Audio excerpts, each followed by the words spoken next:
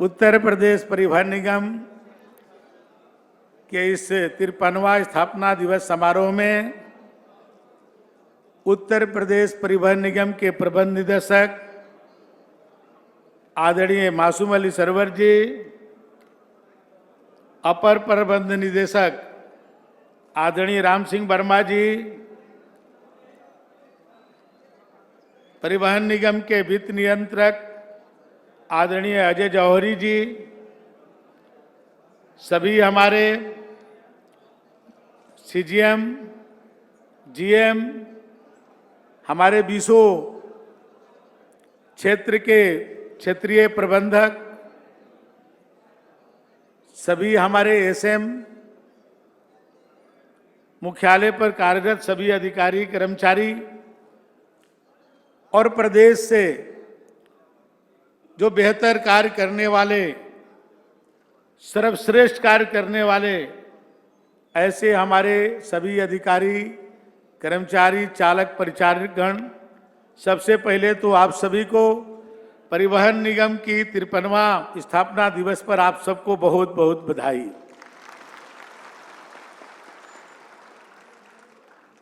परिवहन निगम 1 जून 1972 को प्रारंभ हुआ था, लेकिन इसके पहले भी परिवहन सेवाएं कार्यरत थी। जैसा कि हम लोग को जानकारी है कि देश के आजादी के समय 15 मई 1947 को पहली परिवहन सेवा परिवहन विभाग के द्वारा प्रारंभ की गई और ये सेवा लखनऊ से बाराबंकी तक ये सेवा को प्रारंभ की गई। और सबसे बड़ी खुशी की बात यह है कि 15 मई 1947 को जब पहली बार परिवहन विभाग की बस सेवा प्रारंभ की गई तो इस बस से लखनऊ से बाराबंकी तक उस समय के तत्कालिक उत्तर प्रदेश के प्रथम मुख्यमंत्री गोविंद बल्लभ पंत जी खुद उस बस में सवार होकर के बाराबंकी गए थे। बहुत इसका ऐतिहासिक महत्व है अपने परिवहन विभाग की। परिवहन विभाग ने अनवरत अपने कार्य से उत्तर प्रदेश के लोगों को सुगम यात्रा कराने का काम किया है। केवल उत्तर प्रदेश के ही नहीं, देश के कई प्रांतों को भी परिवहन निगम यात्रा कराता है। दर्जनों प्रदेश के परिवहन से हम सबके एमओयू किया गया है, वहां तक हमारी बसें जाती हैं, उनकी बसें भी हमारे प्रदेश में आती है, चाहे वो जम्मू कश्मीर हो, हिमाचल प्रदेश हो, राजस्थान हो, चाहे दिल्ली हो, हरियाणा हो, चाहे अपने मध्य प्रदेश, झारखंड, बिहार, कई प्रांतों में हमारी बसों की सेवाएं होती हैं। और आज मैं कह सकता हूं कि पूरे देश से जितनी परिवहन निगम हैं, कई प्रांतों में है, कई प्रांतों में नहीं है, लेकिन जितने प्रांतों में है उसमें सर्वश्रेष्ठ कोई काम कर रहा है तो उत्तर प्रदेश परिवहन निगम कर रहा है। और ये आप सबके बल पर, आप सबके मेहनत और परिश्रम के बल पर हो रहा है। आज हम फायदे में हैं। दूसरे जो परिवहन निगम हैं उनको सरकार के सहायता पर चल रहे हैं, लेकिन हम आत्मनिर्भर हैं और हम पैसा जो है लाभ की स्थिति में आए तो हमने 1165 लोगों को, मृतक आश्रितों को नौकरी देने का भी काम किए। आप लोगों समय समय पर बोनस देने का भी हम काम किए, क्योंकि आप बेहतर काम करते हैं। जब लाभ ज्यादा होती है तो आपको भी उसका लाभ का रिटर्न आप सबको मिलता है। आपकी थोड़ा सा प्रयास परिवहन निगम को बहुत शक्तिशाली बनाने में काम करता है। आज हम सबके बीड़े भी बढ़ रहे हैं। पहले जब मैं मंत्री बना था तो 10,000 से कम बसें जो है परिवहन निगम के पास थी। आज जो है 13,000 से ज्यादा बसें आज परिवहन निगम के पास है। आज औसत आयु जो पूरे देश के आप देखेंगे तो हमारे 5.5 वर्ष की जो है हमारी औसत आयु बसों की है। आज शायद देश में, शायद महाराष्ट्र हमसे थोड़ा सा आगे है ना एमडी साहब, थोड़ा सा मामूली आगे है। और वो भी आपको विश्वास दिलाते हैं कि जब हम लोग 54वां अपना स्थापना दिवस मनाएंगे तो देश का प्रथम हम लोग अपने बसों के बेड़े में जो बसें शामिल करेंगे उससे हम लोग प्रथम जो है हम लोग के एवरेज आयु हो जाएगा। आज 55,000 से ज्यादा आज कर्मचारियों वाला हमारा जो परिवहन निगम है, आज कितने लोगों को रोजगार, कितने परिवार इससे जुड़ा हुआ है। लोग कहते हैं कि इसकी जो है निजीकरण हो जाएगा। जब भी मैं भी मंत्री बना था, आप सबके स्थापना दिवस पे ही मैं आया था, तो आप सबकी मांग उठती थी। उस समय लोग कहते थे कि ये निजीकरण होगा। आप देखिए कि 3 वर्षों में परिवहन निगम कितने ऊंचाइयों को पहुंच गया, कितने लोगों की नियुक्तियां हुई और कितने लोगों की नियुक्तियां अभी जो है अध्याचन के लिए गई हैं। चाहे वो पब्लिक सर्विस कमीशन में हमारे एआरएम की भर्ती के लिए उसमें कुछ टेक्निकल दिक्कत थी, उसको हमारे एमडी साहब ने माने उसको मेहनत करके उसको ठीक करके हम लोग सर्विस कमीशन को भेजा है कि जल्द से जल्द हमारे एआरएम आ जाएं, क्योंकि एआरएम की कमी हम लोगों को जो है बहुत है, जिसके कारण आप देखते होंगे कि नीचे के लोगों को प्रमोट करके उनको चार्ज दे करके एआरएम बनाना पड़ रहा है, क्योंकि इसलिए कि हमारे पास वो उस सेवा के लोग नहीं बचे हुए हैं। तो इसलिए जल्दी से भर्ती होकर के वो भी आने वाले हैं। और हम लोग अधीनस्थ सेवा चयन आयोग में भी जो हमारे कर्मचारी हैं, पिछले दिनों कुछ आए थे, और भी जो हमारी आवश्यकता है उसकी भी भर्ती हम लोग करने वाले हैं। जो हमारे पास टेक्निकल हमारे इंजीनियर्स और हमारे मैकेनिक नहीं है, जिसके कारण बहुत सारी दिक्कतें आ रही हैं, उसको भी हम लोग बहुत जल्द भर करके उसकी भी कमी को दूर करने वाले हैं। हम लोग चाहते हैं कि कोई भी हम लोग को बाहर से रिसोर्सेज न करना पड़े। यदि हमारे पास लोग होंगे तो हम दूसरे के पास नहीं जाएंगे। पहली बार हम लोग जो है कानपुर में हम लोग खुद गए, मैं खुद मंत्री के रूप में, उस समय एमडी थे संजय जी, वह चेयरमैन थे हमारे राजेंद्र तिवारी जी, पूरी टीम लेकर के मैं कानपुर के अपने वर्कशॉप में जो अपने राम रलोहिया और वो जो वर्कशॉप है, मैंने कहा कि जब हमारे पास कर्मचारी हैं तो पहले हम अपनी बसों को निर्माण उनसे कराएंगे और जो बचेगा उसके लिए हम टेंडर कराएंगे। तो यदि हमारे पास लोग होंगे तो पहले उनसे हम काम लेंगे, लेकिन हमारे पास जब लोग नहीं रहते हैं तो उस समय हमारी स्थिति ऐसी बनती है कि सेवा को हम रोक नहीं सकते। पब्लिक को सेवा हमको देना है, उस स्थिति में हम दूसरों की सेवा लेते हैं।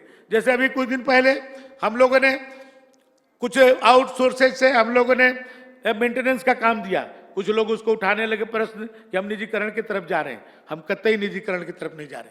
आज हमारे पास जो हमारे आईटीआई के छात्र हैं, जो हमारे मैकेनिकल हैं, फिटर हैं, जो हमारे पास नहीं है, और एक दो जगह आप लोगों ने रखा भी तो उनकी हम दयनीय दशा को देख करके मुझे खुद दुख हुआ। मैं जब पूछा कि तुमको सैलरी कितनी मिलती है तो बोला 6,000 रुपया। बताइए 6,000 रुपया में कौन काम करेगा? आज कोई अपने घर में कोई रखना चाहे ड्राइवर और कोई काम करने वाला, वो भी 6,000 में नहीं मिलेगा। तो 6,000 में कोई काम करेगा तो ढंग से काम कर पाएगा? नहीं कर पाएगा। तो इसलिए पहले कम से कम लोगों को उनकी जो आवश्यकता है उसकी आवश्यकता अनुसार उनको पहले हम लोग व्यवस्था करें, तब हम जो है जो दूसरे पर निर्भर नहीं होंगे हम।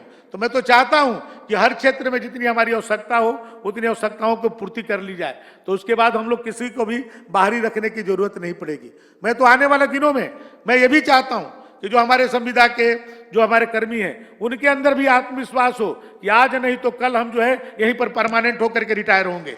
ये यदि उनके अंदर यदि भरोसा होगा तो बेहतर काम करेंगे। आज आप सबको हम लोग इसीलिए सम्मानित कर रहे हैं कि आपके सम्मान से और लोग भी प्रेरणा लें कि बेहतर काम करना है तो हम हमारा भी सम्मान होगा।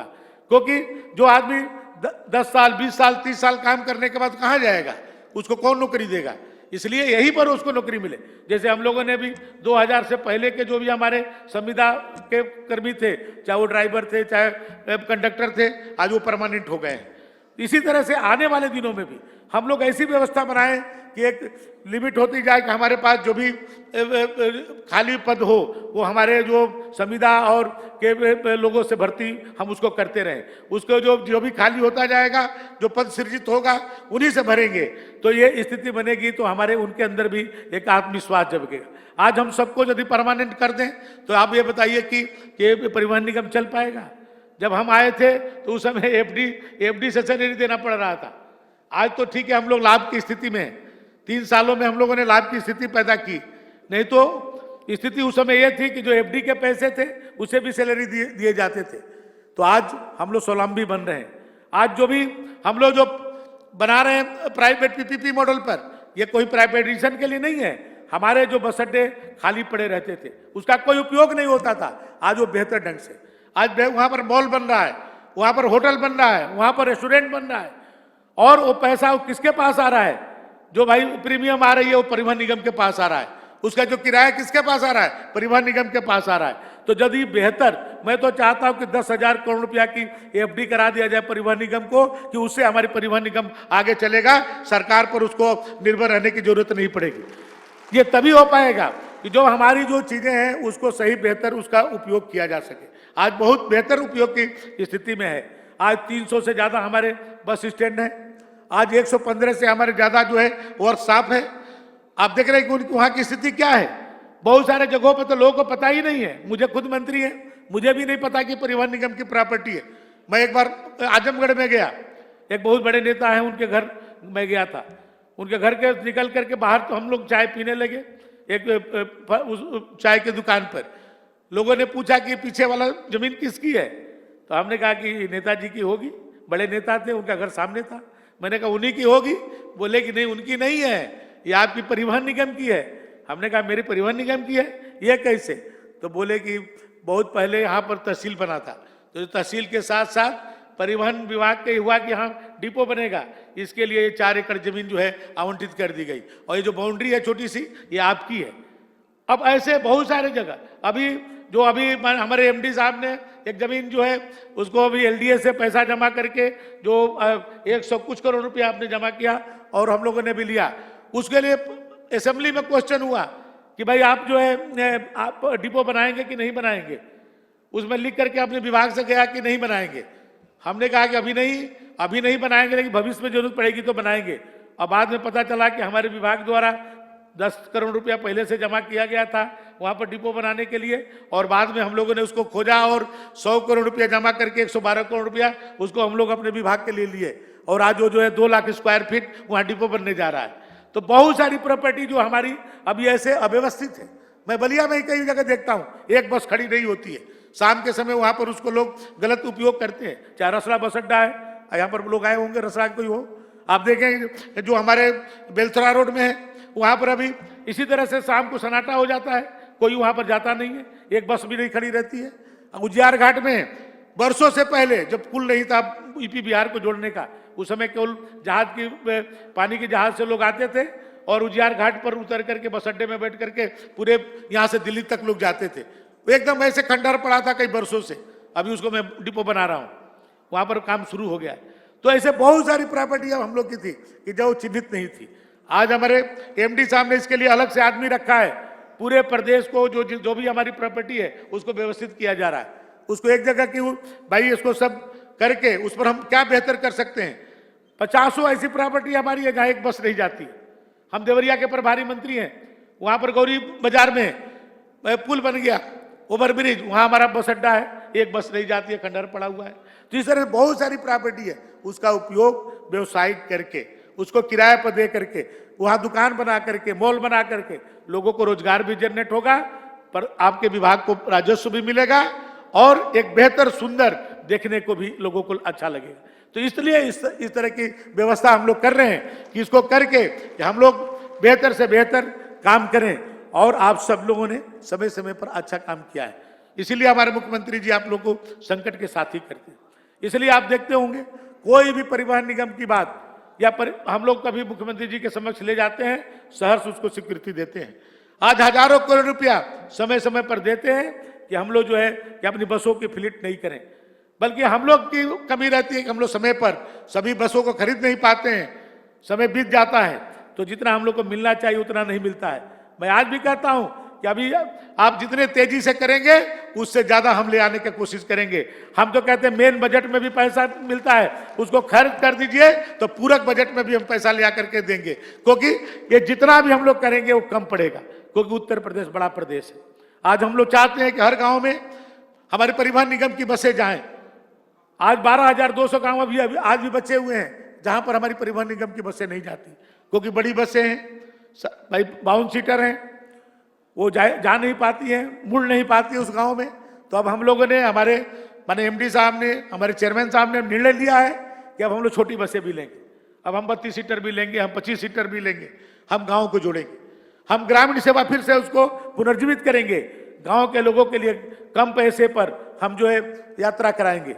हम चाहते हैं कि जो ग्रामीण हमारी सेवाएं चलें, उसी गांव के कंडक्टर हो, उसी गांव का ड्राइवर हो, उसी गांव का क्लीनर हो, उस गांव के आसपास का हो, अपने गांव में बस रात में ले जाकर खड़ी कर दे। सुबह में 7 बजे, 8 बजे, 9 बजे बस को प्रारंभ करके 10 बजे तक कचहरी जिसको जाना है मुख्यालय तक ला दे, जिसको ट्रेन पकड़ना है उसके लिए ला दे, जिसको बच्चों को पढ़ने जाना है स्कूल में उनको स्कूल तक छोड़ दे।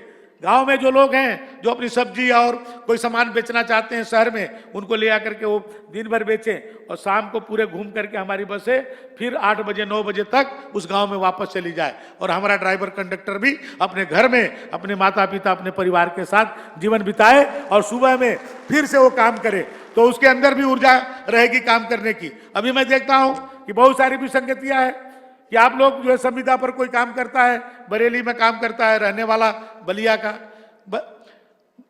और बलिया का आदमी बरेली में, बरेली का आदमी बलिया में। कम से कम हम लोग को ये भी कोशिश होनी चाहिए कि वो गांव के नजदीक रहे, तो कभी कभी जब उसको अवसर मिले तो अपने घर जा सके, क्योंकि इतने कम पैसे में मैं भी ये समझता हूं कि कहीं बाहर में रहना कितना कठिन है। लेकिन जो आज अब नई डिपो जो बन रही है उसमें भी हम लोग बेहतर व्यवस्था कर रहे हैं। उसमें हमारे ड्राइवर और कंडक्टर को एक अच्छा डॉर्मेंट्री रुकने के लिए, अच्छा कैंटीन वहां पर खाने के लिए, अच्छा शौचालय उनके लिए उपयोग करने के लिए, ये सभी हम लोग उसमें अनिवार्य रूप से कर रहे हैं कि हमारा कोई भी ड्राइवर यदि सोना चाहे तो वहां सो सकता हो, मेरा कंडक्टर वहां सोना चाहे तो वहां सो सकता हो, क्योंकि उससे हमारी दुर्घटनाएं भी कम होंगी और उनको भी एक अच्छे काम करने के लिए उनको भी आराम का भी वो मिलेगा। अब जितने भी हमारे डिपो बनेंगे, हर डिपो में आप सबके लिए अलग से व्यवस्था उसको भी हम लोग सुनिश्चित करा रहे हैं। कोशिश भी है कि अब गेस्ट हाउस भी हमारे अधिकारियों के लिए भी वहाँ गेस्ट हाउस रहे कि कम से कम आने जाने में कोई दिक्कत न हो। तो इसलिए आप लोग बेहतर काम कर रहे हैं और थोड़ा बेहतर करने की जरूरत है, क्योंकि उत्तर प्रदेश बड़ा राज्य है। अभी 13,000 से ऊपर बसें हम लोग की हो गई है। हम लोग की कोशिश है कि अभी 2 साल माननीय जोगी जी की सरकार के दूसरे कार्यकाल का बचा हुआ है, इस 2 वर्षों में उत्तर प्रदेश परिवहन निगम की बसों की संख्या 25,000 होनी चाहिए, 25,000 होनी चाहिए। और मैं तो चाहता हूं कि आज 55,000 जो कर्मचारियों की संख्या है वो 1 लाख होनी चाहिए और पूरे देश में आप एक बेहतर सेवा दीजिए। और हम लोग की कोशिश है और आपके अधिकारीगण भी बहुत मेहनत से काम कर रहे हैं। तो आप लोग भरोसा करिए, अपने अधिकारियों पर भरोसा करिए, अपनी सरकार पर भरोसा करिए, जोगी जी पर भरोसा करिए कि जोगी जी अपने परिवार के लिए नहीं जीते, वो इस उत्तर प्रदेश के लोगों के लिए जीते हैं। आप देखे होंगे कि उनके पिता की मृत्यु होने के बाद भी उनकी अंत्येष्टि में वो नहीं गए। कोरोना काल में आपके साथ जुड़ करके प्रदेश की लोगों की सेवा करते रहे। तो आज मोदी और जोगी जैसे नेतृत्व आपको मिला है कि जो दोनों लोग अपने परिवार के लिए नहीं जीते। मोदी जी के भी 6 भाई हैं। यदि आप सबसे मैं पूछूं कि 6 भाइयों को नाम बता दीजिए तो कोई नाम 6 भाई को नहीं बता सकता है। भाजपा का नेता नहीं बता सकता तो आम आदमी कैसे बता सकता? कोई भी व्यक्ति 2-3 से ज्यादा उनके भाइयों का नाम नहीं बता सकता। और कभी आप उनके प्रधानमंत्री के उनके घर में कभी उनके परिवार के लोगों को नहीं देखे होंगे। उनकी माता जी एक बार केवल प्रधानमंत्री आवास में प्रधानमंत्री आवास देखने आई, परिवार का कोई व्यक्ति नहीं आता। 14 साल मुख्यमंत्री थे, कोई एक व्यक्ति घर नहीं जाता था। जोगी जी मुख्यमंत्री बनने से पहले भी गोरखपुर के पीठाधीश्वर, आप गोरखपुर में लोग जो काम करते होंगे जानते होंगे कि आधा गोरखपुर जो है गोरखपुर पीठ का ही है। करोड़ों रुपया केवल किराए से आता है। वो चाहते तो अपने परिवार को संपन्न बना सकते थे। देवी पाटन में आप जानते हैं कि जो अपनी वहाँ पीठ है उनकी कितना बड़ा चढ़ावा आता है, लाखों रुपये चढ़ावा प्रतिदिन आता है। लेकिन आज भी उनके परिवार के लोग जो है परचून की दुकान और सब्जी बेच करके जीविकोपार्जन करते हैं, क्योंकि ये दोनों व्यक्ति देश के लिए अपने आप को प्रदेश के लिए समर्पित किए हुए हैं। तो आपकी कोई भी तकलीफ को वो बर्दाश्त नहीं करेंगे। वो तो कहते हैं कि बेहतर आप लोग काम करिए। सरकार की तरफ से पूरा सपोर्ट है परिवहन निगम को। इसलिए हम लोग चाहते हैं कि परिवहन निगम इसमें अपने सबसे बेहतर कार्यकाल में चल रहा है और भी बेहतर करे। सभी कर्मचारियों की नियुक्ति हो जाए, आप सबको एक बेहतर स्थिति बने, हर चाहे वो वेतन की हो, सुविधा की हो, हर तरह की आपको सुविधा मिले और आप सब भी अपने अपने कर्तव्यों को सही ढंग से पालन करिए, क्योंकि बूंद बूंद से तालाब भरता है। यदि मान लीजिए मैं यदि आप सबके बीच में कहूं कि यदि 1 WT रुकेगा तो 1 करोड़ रुपया से ज्यादा एक दिन की बचत परिवहन निगम की होगी। इसी तरह से डीजल में आप थोड़ी सी जो है आप लीकेज को रोकेंगे तो करोड़ों रुपया की आय जो है परिवहन निगम की होगी। छोटी छोटी चीजों से आप यदि करेंगे तो अब ये तालाब भर जाएगा। तो ये पैसा किसके लिए होगा? आपके लिए होगा, क्योंकि सरकार आपसे कुछ चाहती नहीं है, सरकार आपको और बेहतर बनाने के लिए कुछ देना चाहती है। अब तक पिछले 3 वर्षों में 2200 करोड़ रुपया से ज्यादा आपके परिवहन निगम को सरकार ने दिया है, शायद पहली बार हुआ हो। और अभी इलेक्ट्रिक बस खरीदने के लिए भी हम सबको पैसा मिला हुआ है। इलेक्ट्रिक बस को भी हम लोग अभी खरीदने वाले हैं। और हम लोग तो चाहते हैं, अभी केवल 15-16 जी मैंने बड़े शहरों में इलेक्ट्रिक बस चल रही है, अब तो इलेक्ट्रिक बस जो है गाँव में भी जाए, गांव के लोग भी एसी में यात्रा करें। इस तरह की व्यवस्था हम सब करना चाहते हैं और आपके बिना सहयोग के नहीं हो सकता है। इसलिए आप सब 2 कदम आप चलिए, 2 कदम हम चलें, दोनों मिलकर के परिवहन निगम को आगे बढ़ाएं। यही संकल्प लेते हुए आप सब घर जाएं। आपको विश्वास दिलाते हैं कि मंत्री के रूप में आपके मान सम्मान और स्वाभिमान को कभी नीचे नहीं आने दिया जाएगा। आपके बेहतर भविष्य के लिए ये सरकार सदैव आपके लिए तत्पर रहेगी। बहुत बहुत धन्यवाद।